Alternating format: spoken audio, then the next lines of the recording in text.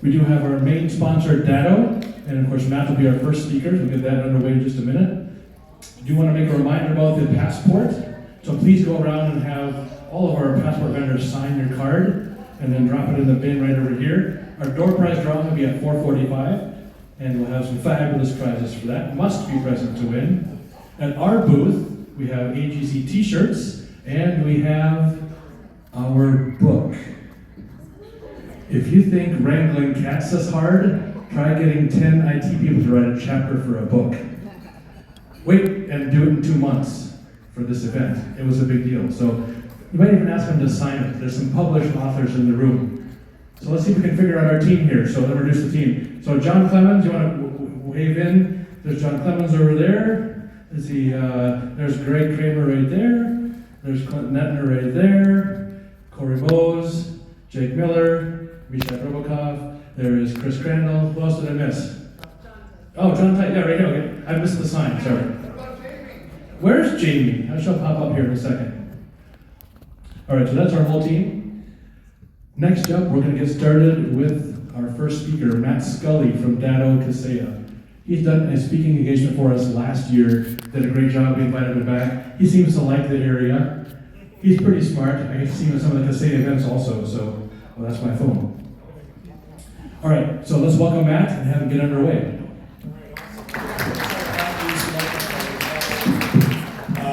Can you guys put this here?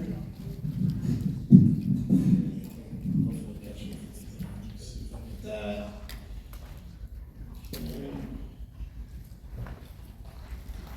All right. Good. Awesome. Thank you. Chris, Greg, everyone here. Thank you very much. This has been an absolute awesome time. Believe it or not, St. Cloud is one of my favorite places to actually present. I went to school in Winona, Minnesota, and I'm born and raised in Norwalk, Connecticut, so it's always kind of a far place for me, but when I come back, I get to see some old friends, but I also get to experience the Minnesota charm, which I've been around the country, every single city for the past 10 years, and there's nothing like the Minnesota charm. So very happy to be here.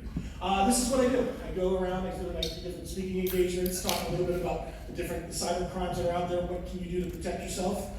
So I'm going to begin with this. How many here know what NORAD is? NORAD, okay, only a couple of you. Okay, basically it's a software that the government uses to see if you're going to be attacked. And on November 9th, 1979, it showed that 1,600 Russian missiles were coming to attack us. So what happened when they let the Pentagon know, they let the Department of Defense know, and then they tried to call Jimmy Carter. Jimmy Carter was asleep. They couldn't get in touch with Carter, all right? Thank God they didn't, because none of us would be here right now. The reason being is that he got up, he would have authorized us to go counterattack the Russians and do it with nukes. See, what happened was that it was a training simulation. It wasn't real. And so that type of thing, where you see the human error mixed with technology, these are the type of things that happen. And believe it or not, it happens every single day. The IT industry is a $4.9 trillion industry. The average amount that you guys spend on IT per year is $110,000, and that's going to be going up 8% in 2 years. $549 billion of it is in what we call the channel, which is where AGC is in, right? And $250 billion of that is spent on cyber security. So why am I telling you this? It's not to blow you away with numbers, it's to tell you that we're in some crazy times, and they're complex. And you need companies like AGC to sort of go ahead and navigate you through it, be the subject matter experts. So we're going to talk a little bit about that, but I actually have a friend here. Her name is Lisa. Lisa, can you say hi to everybody? Hi. Hello. She had one job. All right. Lisa, can you say hi to everybody? Hi, everybody. All right. Can everyone say hi to Lisa? It looks like everyone here's been today. All right. So anyway, so what we do is, I'm talking about AA when everyone says hi to your name, like, hi, Matt. I've been here. I'll prove to you that I'm not a Matt later. All right. So one of the things that we do is we talk about what we call Allianz. It's a insurance company, risk company that is a global company, and they do this survey every year. And the survey, they go to around 3,100 people out of 92 countries, and they ask them. They ask risk managers, they ask CEOs, they ask CIOs, what is the thing that keeps you up at night?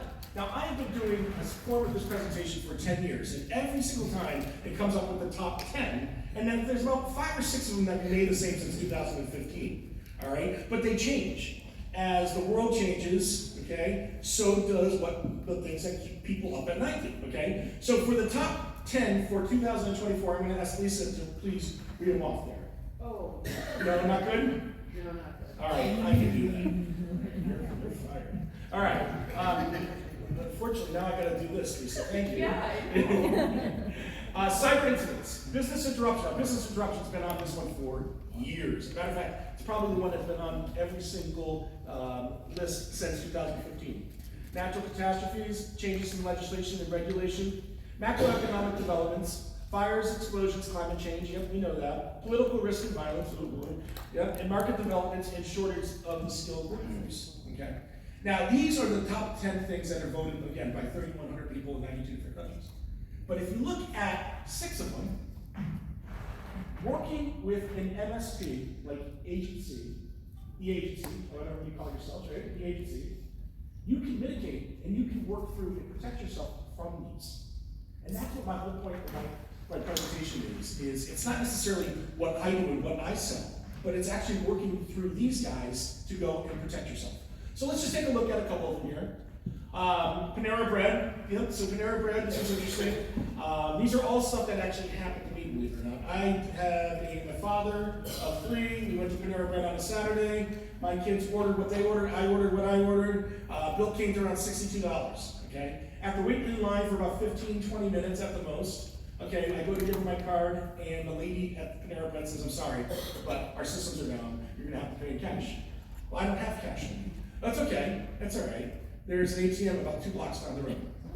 Yeah, okay, yeah, that's gonna happen. Because you know what's gonna happen is that I am gonna get in the car with the kids, I'm gonna be, okay, it's 5 minutes, right? You know, or we're gonna do something else. But I will tell you something else though, okay? It's gonna be a while before I go back to Panera Bread because that happened. So you never know exactly how much downtime can cost you, all right?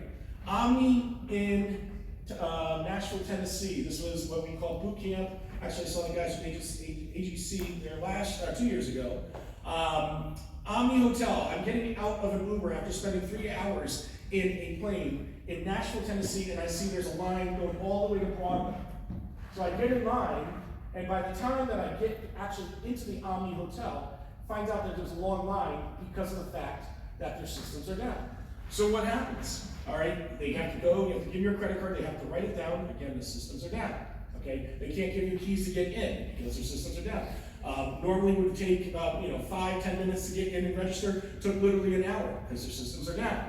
And the worst part is that when you needed to go to the actual hotel room to go to the bathroom, to go to sleep, whatever the case may be, you actually had to have an employee escort you up there. All right, so and so that could take a while. Because they're taking people from the kitchen, they're taking people from the banquet department, whatever the case would be, to walk you up because they're the only ones that have the manual key to get you inside. So when your wife calls you up after and say, "How was your day?" "It was great. I was filled with a bunch of escorts." It's probably not the best thing to say.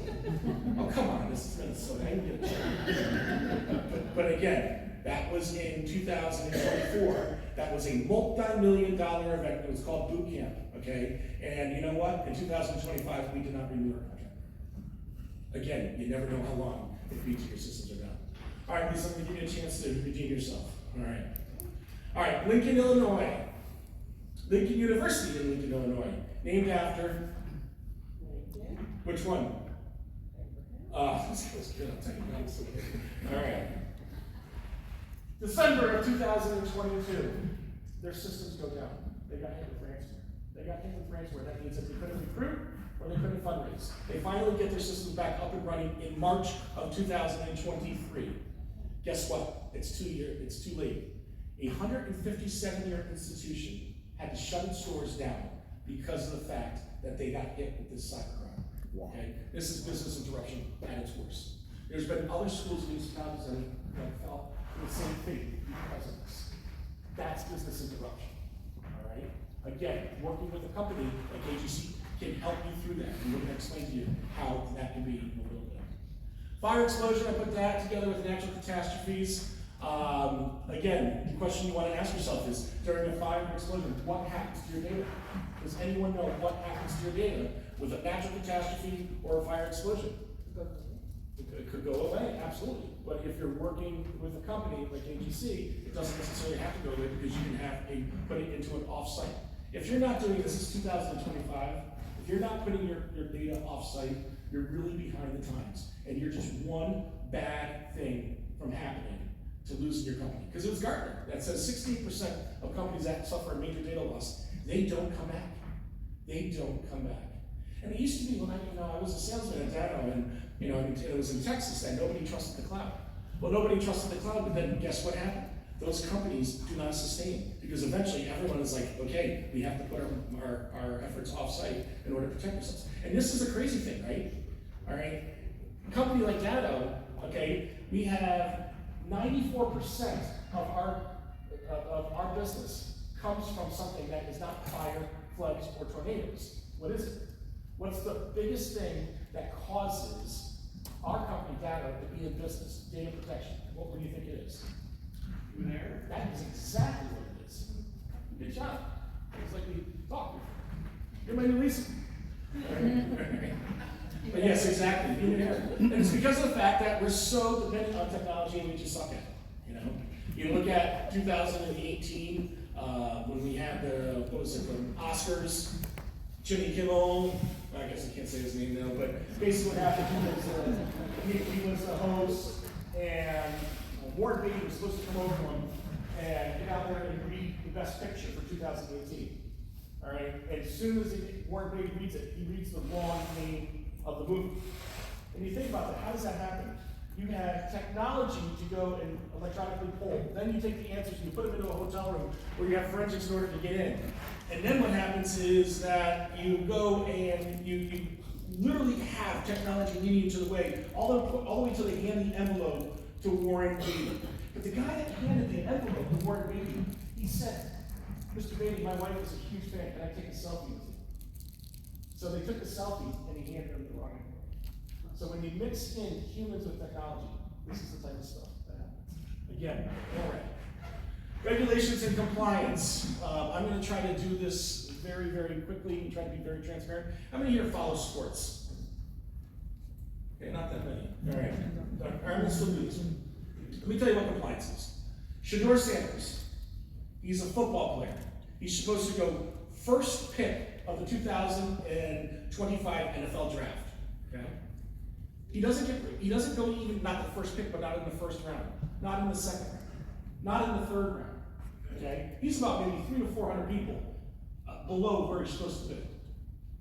What happened was there was some idiot, and he is in a frat, and he's at LSU, and his father is the GM, the general manager for the Atlanta Falcons. Does everyone get me so far?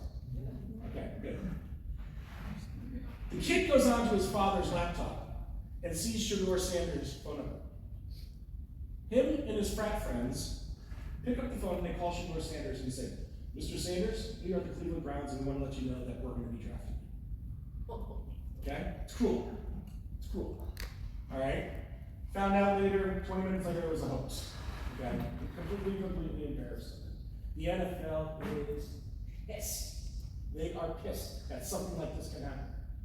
And then you know what happened is that they were so pissed that they got together and they assigned somebody a $350,000 fine. Who took the $350 fine? In other words, who was in the wrong? GM? Who else? She said the GM. Who else? I'm sorry? The Atlanta Falcons. Atlanta Falcons? Anyone else? Should have been the kids. Should have been the kids? Okay. Yeah. The Falcons. And why?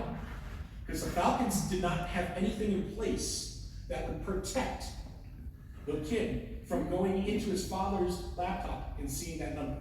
That's what compliance is. Compliance in 2020 was a $20 million industry as far as into the channel that we're in.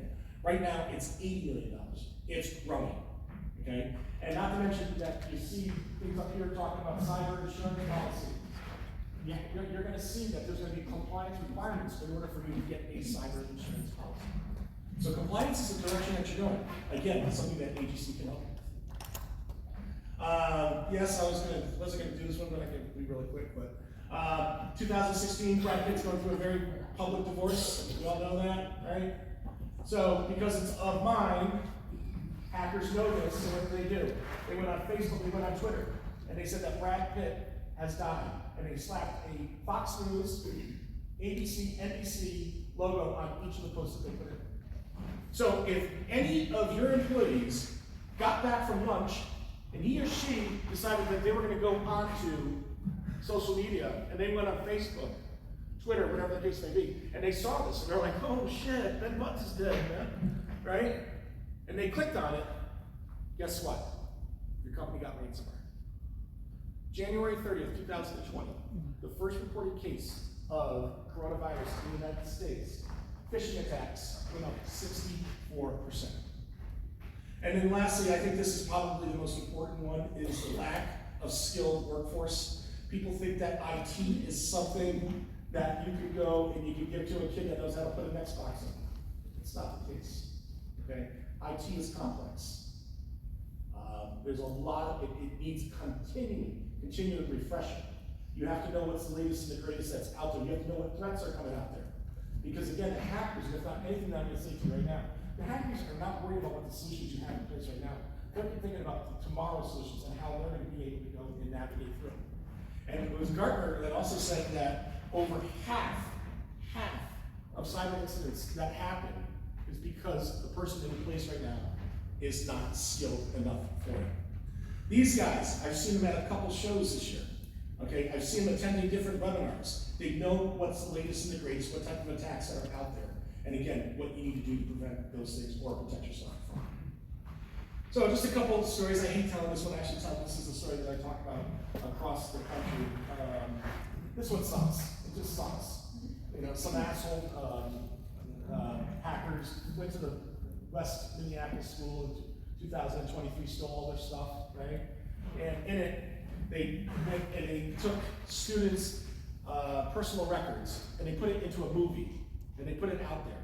So if there's kids that have troubled homes, suicidal thoughts, you know, abusive parents, ADD, whatever the case may be, I hate even talking about it. They put it in a movie for everybody to see. That sucks. That really sucks. So what did they do? Board met and said, you know what? We need a 1.9 AV system in place in order to make sure that something like this does not happen again. And my thing, and I've had this conversation with Chris before, is this, is that, you know, we become reactive to this shit, right? We become way reactive as opposed to being proactive. You know, because if they had that system in place, if they didn't meet once every, 60 days, whatever the case may be, if they listen to their IT professionals, something like this is not going to happen. All right, and it's not just here. They're going after schools all over the country because schools suck at patching up, needing updates. They're not good at it. They don't do it. They work with antiquated systems. How many here know what the dark web is? Yeah. A dark web right here. In St. Cloud, there's like 7,000 people who got their stuff, taken.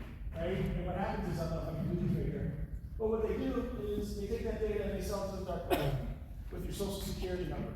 First and last name. They probably have your dog's name in there too. Spike one, here's your password. They get to do stuff, right? Alright? So this is the type of threats that just happen. You can look at something and be like, I guarantee you that 90% of the people in this room have been hacked before they don't even realize it. How many here was on Yahoo? I remember Yahoo, yeah. There was a LinkedIn hack, all right? So what they do is they take your information and then they go and put it in a package, they like bake and cake of it, and then they sell it on the dark web. Ransomware, we all know what ransomware is, right? Ransomware, there's these things that are called ransomware kits. That I could go, and I'm a hacker, on the dark web, I can go to Lisa. I'm like, Lisa, you know what? Here's a ransomware kit. Here's how you deploy it. I just want 40% of what you make on it. Sure, no problem. Those are the times that we're in right now. This right here is the NIST. I'm not going to spend too much time on it. NIST is basically a framework. It's protocols, best practices that you need to be in to make sure that you are protected. This has been around for well over 10 years. But it really came alive in COVID because what happened was when you saw a lot of the cybersecurity companies hang out in the Protect tab. And what happens when you bypass the Protect tab? All right, companies didn't necessarily have an answer for it. So in 2020, everybody was starting to work from home, and then they had kids that are playing Roblox or Minecraft, and hackers are going, ooh, I see a way to be able to get in there. So that's why the companies that went through those work from home scenarios had to rely on companies like AGC to protect them from it, right? So right here is the boom. This is where the bad things happen. So to just give you sort of an understanding of what this looks like. Has anyone here, all right, has anyone went to a small Catholic college in Minnesota? All right, how about anyone from the MIC? No? Okay, well, I'll just do it for myself. All right, this is I wouldn't say there, right? All right. Let's just say I did play soccer. It's actually fine. I played soccer in college at St. Mary's. All right, and let's just say that I had a bunch of people that were coming in from St. Mary's that were coming into outside New York City, where I'm at right now, and they said, "Hey, Matt, a bunch of us former soccer players from St. Mary's are getting together. We'd love to see you. You know, to see some of the teammates that are coming to town, click on this link." I'm like, "Yeah, man, absolutely." I click on that link, and guess what? My company's been attacked, right? And just think about that. What the hackers do is that is their reconnaissance. Okay, Matt works for a law firm. We want to get into Matt's law firm. We're going to weaponize. How are we going to weaponize Matt? We're going to go through LinkedIn. Matt went to St. Mary's. Under St. Mary's, he played soccer. That is the delivery. Then you got the boom. The boom is the big attack. And how well you're protected after that attack determines the next steps, which is the installation, the command and control, and the action on the objective. And the action on the objective is? Collect the data. Money. Money. Money. Data doesn't mean anything. Doesn't mean anything. Matter of fact, where ransomware got interesting with that was that ransomware was like, your data means nothing to me, but how much is it worth to you? For example, I said I have 3 kids. If I didn't have my phone that took my pictures and put it to the cloud, and Lisa came in and robbed me, mugged me, took my phone, and she says, "You want your phone back? You got to give me $500. Yeah, I've got about 2,000 pictures here. These are my memories. I'm going to pay them. My pictures to Lisa mean shit.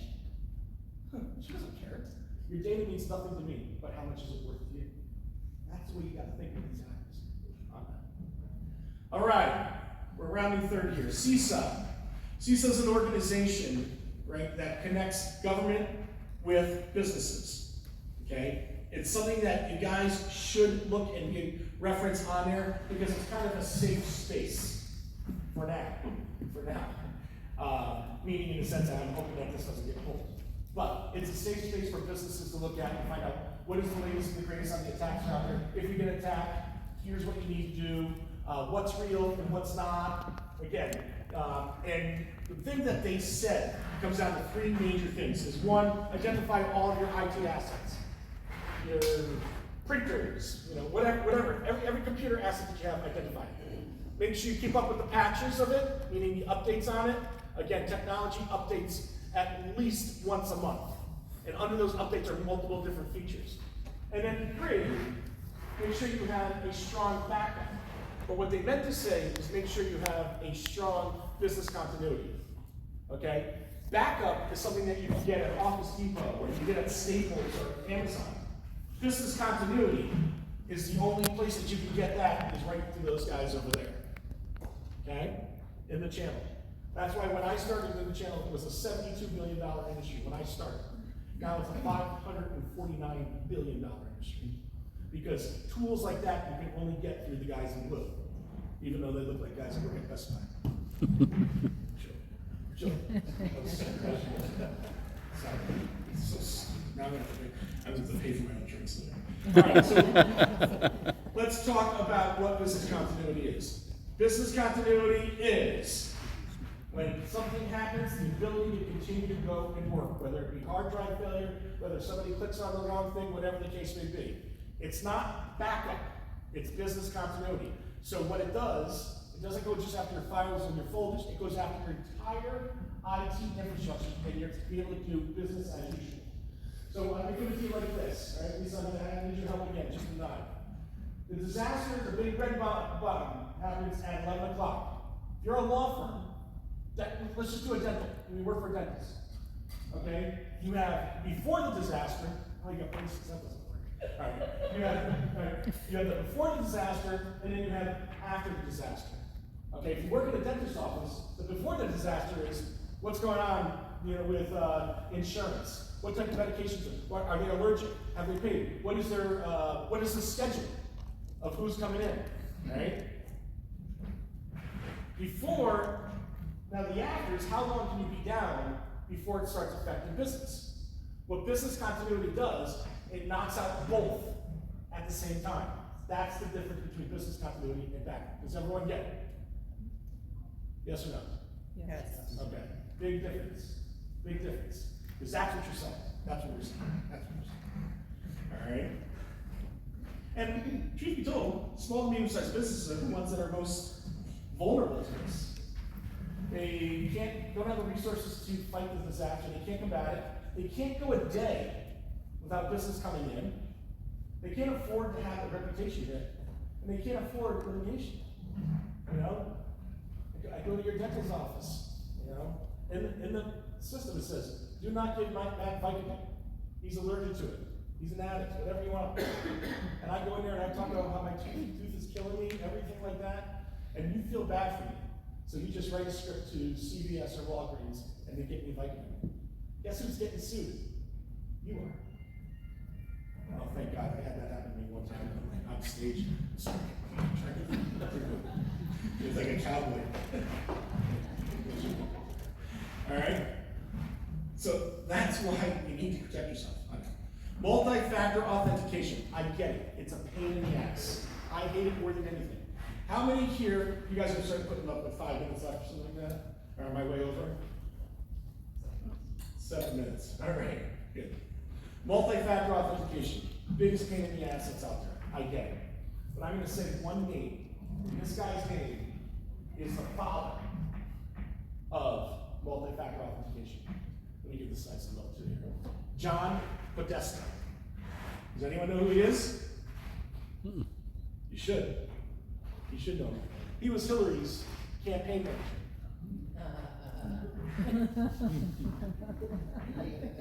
He forgot his password.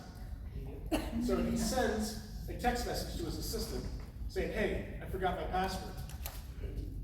So whatever happened from there, some hacker saw that Podesta is asking for his password. So in March of 2016, about 5-6 months before the big election, some hackers went in and said, hey, we're from Google. We heard that you forgot your password. And you want to reset it now? Podesta goes, absolutely. Goes and resets it. Spike Podesta alone. Yeah. Puts it twice. That's not confidential. Yeah. All right. He puts the new password in. Except for one thing. The hackers who said that they're from Google, he thought that they were from Google. They weren't. So from March 19th all the way up to November 5th or November 9th, whenever that election was, okay, these hackers got to see every single one of the emails that he was going back and forth with Hillary, with Huma, with everyone. And what do you think that they were doing with that information? They're selling it, they're using it against Hillary. Okay? Stuff that is, I don't care what side of the political equation you're on. When you say something and you give someone information, it's out of context. I'm not saying that influenced the election. It may be influenced, but I'm not saying it changed it. But it was a major, major factor, because if he had two-factor authentication, that could not happen. And after that, that's when everybody started taking two-factor authentication. Ongoing employee training. Okay, this is really important. I always screw this up, so help me out here. Because companies that go through cybersecurity training, 90% of them are less apt to click on something bad. All right? That's a very, very important piece. 90% of you guys that go through some sort of training is less apt to click on something better. All right? Now, our friends from AGC, the agency, they do a good job. Like an event like this is great, this is incredible. But even just going onto their website, not even have to go to this event, just look at some of the valuable information that they're putting in their blogs. All right? This is stuff that's really, really important. You'd be a good ambassador to your company if you would just go on, once a month, take one of these articles, print it out, put it in the copy machine, one over there, all right? And then pass it around to everybody that's in your, in your company. 2 minutes. Are you kidding? Like some mantra. All right, all right. All right. Number 4, email and cloud security. 94% of breaches happen through what they call a phishing attack. And I know I'm in the land of walleye. I'm talking about the ones that begin with PH. Everybody know what a phishing attack is? Yep. Yes, okay. All right. AGC did a good job. You don't know what a phishing attack is, right? But 94% of it. How about this? How about a 26-year-old kid? He's from Memphis. Just graduated graduate school. Gets an email from a C-level employee at Toyota that says, hey, I need $13 million.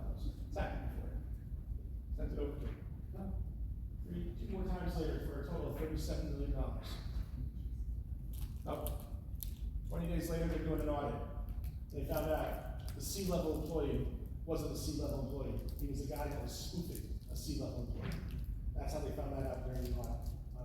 Kid wasn't fired, but that's when CEOs start taking email security a lot more serious than they had in the past. There's stories like this every single day. All right. Penetration tests. Okay, this is a much deeper involved testing of your system. Again, something that you can speak to your rep at AGC. Why am I talking to you about it? Because these are the industries that are requiring it. All right, especially if you want cyber insurance.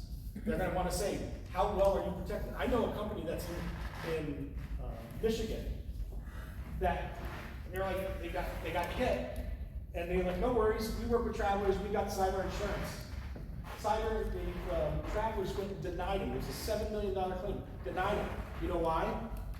Because the travel policy had 250 questions, and they answered 2 of them wrong. And one was on multi-factor authentication. These underwriters, they don't want to give you the money, but they want to make sure that enough systems are in place to make sure that they have to, that you're doing your part, your due diligence on it. Last is establish an incident response plan. I can tell you this, that 71% of companies do not have an incident response plan. If I worked for AGC, I'd be a billionaire. Me and Mark would be here every single day having dinner, right, buddy? There you go. Because you know why? This would be my pitch. I would go up to you and I would say, hey, you just got hit with ransomware. What do you do next? 71% of the people don't know. Okay? And that's why you need to have the conversations, and that's why you need to talk to the experts. My final thing I'm going to talk to you about is that 2009, I moved in to the house that I live in now. Okay? And right behind me was this guy, his name's William. And William was a landscaper.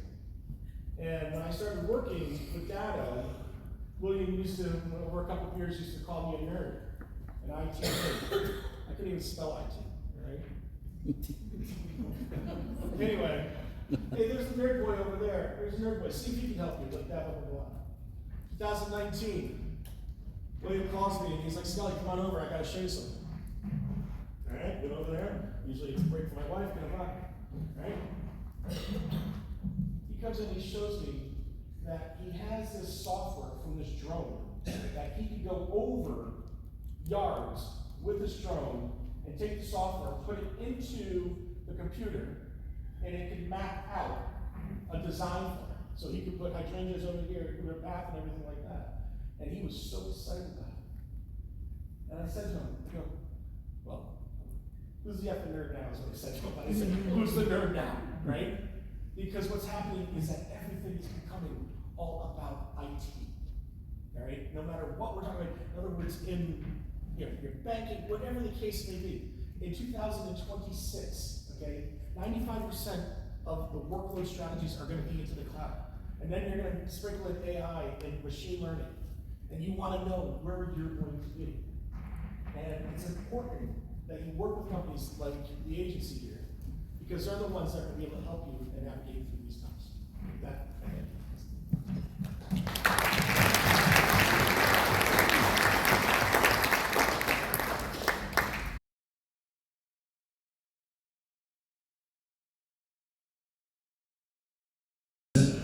give away information, help the community, help people grow, innovate, to be successful. So thank you for being here. A couple other thank yous as well. Trent Bergeron on the piano over here, everyone. Doing a great job. I've seen Trent do several other events, and he does do all kinds of events. So grab one of his cards if you have something for him to play. He'd love to do it. Play for one of events of yours.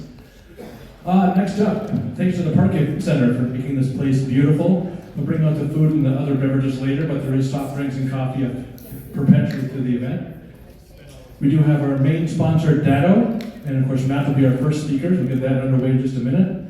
I do want to make a reminder about the passport, so please go around and have all of our passport vendors sign your card and then drop it in the bin right over here. Our door prize drawing will be at 4:45, and we'll have some fabulous prizes for that. Must be present to win. At our booth, we have AGC t-shirts, and we have our book.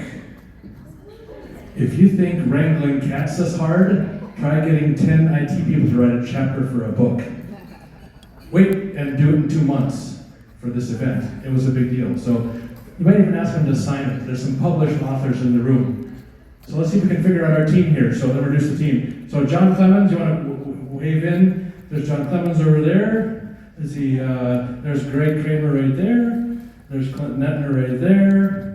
Corey Mose, Jake Miller, Misha Robokov. There is Chris Crandall. Who else did I miss? Oh, John Tite. Yeah, right here. Okay. I missed the sign. Sorry.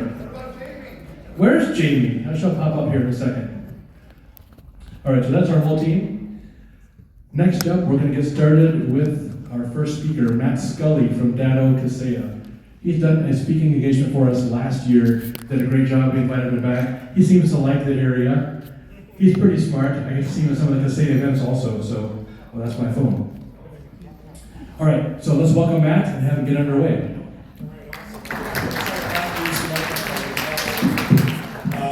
Can you guys see this here?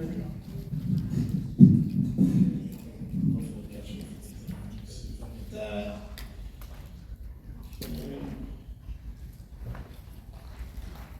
right. Good. Awesome. Thank you. Chris, Greg, everyone here. I mean, thank you very much. This has been an absolute awesome time. Believe it or not, St. Cloud is one of my favorite places to actually present. I went to school in Winona, Minnesota, and I'm born and raised in Norwalk, Connecticut, so it's always kind of a far place for me, but when I come back, I get to see some old friends, but I also get to experience the Minnesota charm, which I've been around the country, every single city for the past 10 years, and there's nothing like the Minnesota charm. So very happy to be here. This is what I do. I go around, I do different speaking engagements, talk a little bit about the different cyber crimes that are out there, what can you do to protect yourself. So I'm going to begin with this. How many here know what NORAD is? NORAD, okay, only a couple of you. Okay, basically it's a software that the government uses to see if you're going to be attacked. And on November 9th, 1979, it showed that 1,600 Russian missiles were coming to attack us. So what happened when they let the Pentagon know, they let the Department of Defense know, and then they tried to call Jimmy Carter. Jimmy Carter was asleep. They couldn't get in touch with Carter, all right? Thank God they didn't, because none of us would be here right now. The reason being is that he got up, he would have authorized us to go counterattack the Russians and do it with nukes. See, what happened was that it was a training simulation. It wasn't real. And so that type of thing, where you see the human error mixed with technology, these are the type of things that happen. And believe it